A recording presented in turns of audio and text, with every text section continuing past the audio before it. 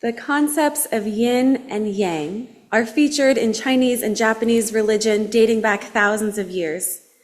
These symbols represent the truth of the duality of life. They also illustrate the falsity of a binary world.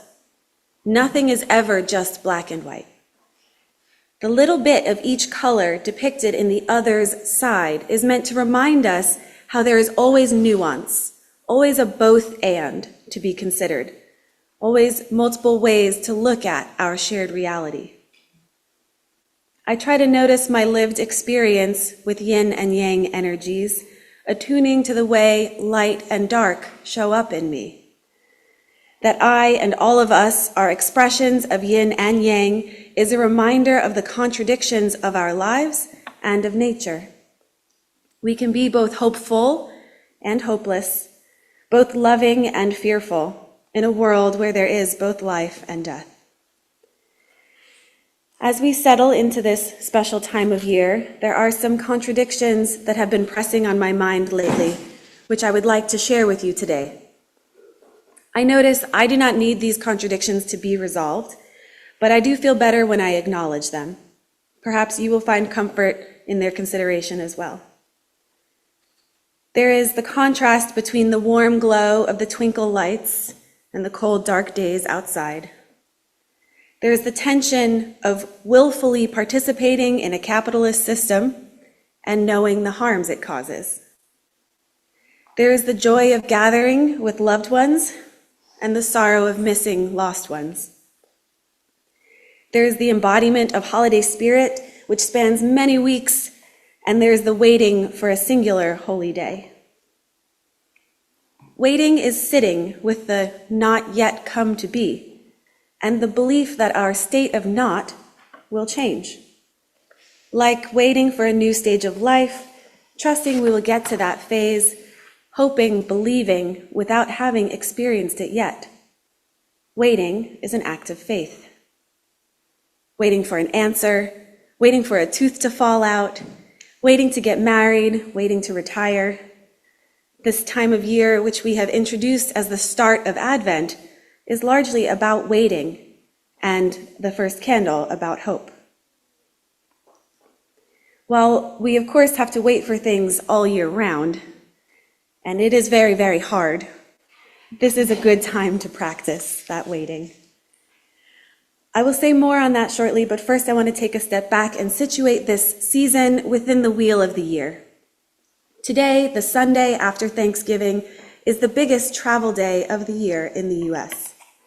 People are returning to their everyday lives after traveling to see family and friends, sharing a celebration of abundance and expressions of gratitude. More people travel to see their families on Thanksgiving than any other time of year.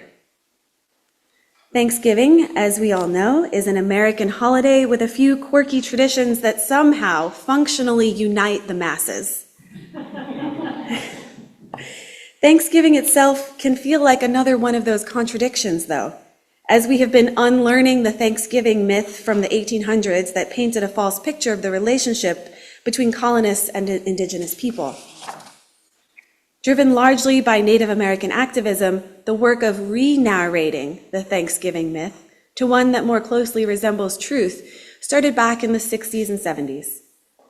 We as a country have been perhaps moving slowly toward the maturing work of facing our history. Perhaps like many families across the country this past week, we have a chance to move forward in renewed relationships. In light of this, I have tried to view Thanksgiving Day as an opportunity to engage the positive aspects of our civil religion that Thanksgiving rituals seek to cultivate, namely gathering together as a family, celebrating with lots of hearty food, and kicking off the holiday season. For many, the day after Thanksgiving marks the start of the Christmas season. I grew up UU, and I sometimes bristle at the limiting frame of these weeks within the Christian paradigm. And other times, I engage the Christian discourse as somewhat of a shorthand. The stories I heard growing up around this time of year were about how we are all children of God, and every birth is a miracle. I like to think about waiting for the sunlight to return on the winter solstice, the same way Christians are waiting for the birth of the Son of God. And yet, the ghost of capitalism looms, threatening to consume our consciousness this time of year. Another tension. Civil religion is a term that is used to describe the common beliefs, rituals, and values that a nation holds. Thanksgiving and the 4th of July are prime expressions of American civil religion. And capitalism is a significant feature of our country's civil religion, which is not to be overlooked in the interest of romanticizing for this sermon. This time of year, our country's sometimes uncomfortable relationship to capitalism shows up in the ways we have commercialized the winter holidays of Christmas, Hanukkah, and Kwanzaa. Even Yule is getting kitschy. I try not to let this get me down, and my family and I have started to get more creative with the ways we engage gift-giving practices. My mom, stepdad, sister, and daughter have always been good at homemade gifts, such as crafts and clothes and other such things made with love. Sometimes the labor of love looks like 12 hours of ironing out a dozen inherited neckties that were previously unusable. Other times it might look like restoring a beloved old crock pot. I also really do love tuning into my people to discern what random thing they may have been wanting for themselves but have not gotten yet, or something that would truly make their lives better, easier, or more joyful. And often this random thing costs money, thus tying my own joy of giving meaningful gifts into the ritual of monetary exchange that is foundational to the capitalist system. But that's another contradiction I choose to sit with. This year, Thanksgiving has also brought me a sense of mindfulness around my privilege to have been able to travel, to be so warm and comfortable in my parents' house, to be able to spend time with my brother, to love up on my nieces and nephew. Drawing a family tree for the kids so they could see how all the guests who were coming to Thanksgiving were related to them was a particular moment this past week where I felt an overwhelming gratitude and love.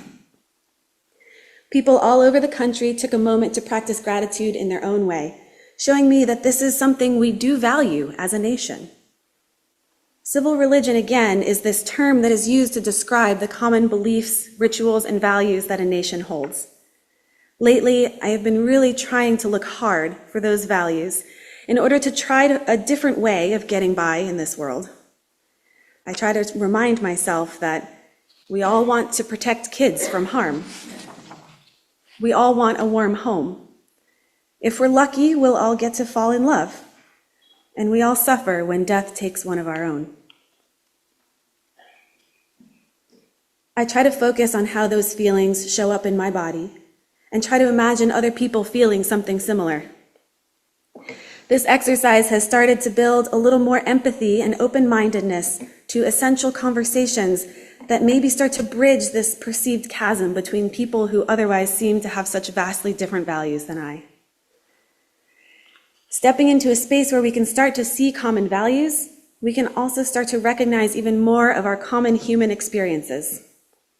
In this time of year, we in the Northern Hemisphere are all on some level responding biologically to the dwindling daylight, the cold gray days. Our rituals of gathering food before the long winter and gathering with family to keep warm are as much biological responses to the increasing darkness that threatens our survival as they are features of U.S. civil religion. In our modern world, we surround ourselves with electric lights, keeping the darkness at bay, perhaps subconsciously trying to stave off the inevitable final time our eyes will close. The threat of death and the drive for survival are juxtaposed with whimsical ornaments and jolly music. I love both whimsy and jolly things very much, but this year I find myself wanting to turn away from these anticipatory expressions and sit in the dark for a little while. Waiting for the return of the light, the birth of the sun, the start of a new year is not just about faith in the coming of these things, for the wheel of the year will keep on turning, but I think it is also an invitation to lean into the waiting as a state of deprivation or scarcity. Waiting for the not yet come to be is an anticipation of what is coming, but in a present state of being without. For some people, rituals like fasting at times during Advent helps to cultivate this mindset. This stripping away of excess is in sharp contrast to the illusion of abundance that confronts us in storefronts and catalogs. But if we turn away from the light and lean into the darkness, we might see what the darkness can teach us and what may be different in each of our shadows. This is why our readings and hymns have been somewhat of a descent into a darker, more quiet space. Of course, we started with the hymn about our own lights. These are the lights we will carry with us into the darkness to help us find our way out, our light that we can also share with others. However, turning from the light to see more clearly is not just a metaphor. In astronomy, averted vision is a technique where, in order to see a dim star or other faint celestial body, you actually focus your eyes a little bit off to the side. And then, as your eyes adjust to focusing in the darkness, the dim star will start to appear brighter. But if we're looking directly at the light, we actually cannot see it as well. In the past 12 months, I lost my dear uncle, my grandfather, and my beloved dog. We had time to wait for death to claim my 99-year-old grandpa. We anticipated it not with joy, but with recognition, and then the inevitable was somehow softened. Looking toward a dark truth allowed us the chance to acknowledge, prepare, and accept. The day after Thanksgiving last year, though, we moved my uncle out of the hospital and into home hospice. Everything in our lives went on hold so we could be with him and help my aunt take care of him. It felt like as the days got darker outside, the days inside were getting darker too. His rapid decline forced us to face the reality of his passing head on, but we were on a runaway train into a lightless tunnel. The fleeting moments of waiting were marked by kitchen timers calling for the administering of medications to ease the dying process. We wanted so much more time to wait together. And I'm not going to be able to say much about my dog Tomo, but maybe I was so busy looking at the light of her life that I would not think of anything else. So my turning away from the darkness meant that when it came, icy black, I could not see my way out.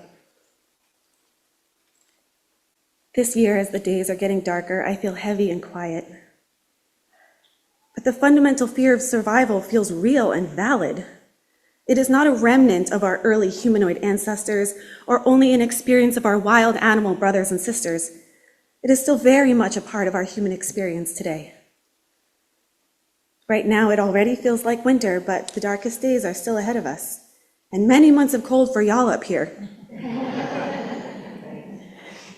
Even down in Texas, where my daughter and I live now, we won't see our coldest days until long after the winter solstice. I'm not saying we should not hang lights, bake cookies, and drink cocoa.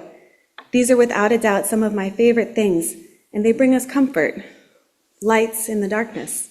But I am suggesting we don't forsake the truth of the darkness today, tomorrow, and the coming weeks by only looking ahead, lest we deny ourselves a deeper engagement with the experiences of the plants, the animals, and the earth, for whom facing death and darkness cannot be avoided by looking away. All Creation Waits is the title of the book from which Anais read you Painted Turtle's story. It is a book for the Advent season with stories from 24 different animals, one to be read each day of December before Christmas Day. But the stories aren't about the animals waiting for miraculous light or miraculous birth, rather for the return of the sun's warmth and light and the reality of their struggles to survive. Yes, their waiting is a kind of intuitive hope and faith, and it is also an implicit acceptance of the darkness. They are waiting for the sun to bring longer, warmer days and for the chance to live another year. Many winter holiday traditions help us offset the struggles of waiting out the darkness, and there is much joy and gratitude to be treasured from the holiday season. Yet these next few weeks, whether you call them Advent or Yule, are looking forward to Hanukkah or waiting for Christmas, tuning into the darkness and the silence gives us a chance to be mindful of the cycles of life, death, and rebirth, the contrast of light and dark, and to consider the common experiences of our fellow humans and meet each other with more love and understanding.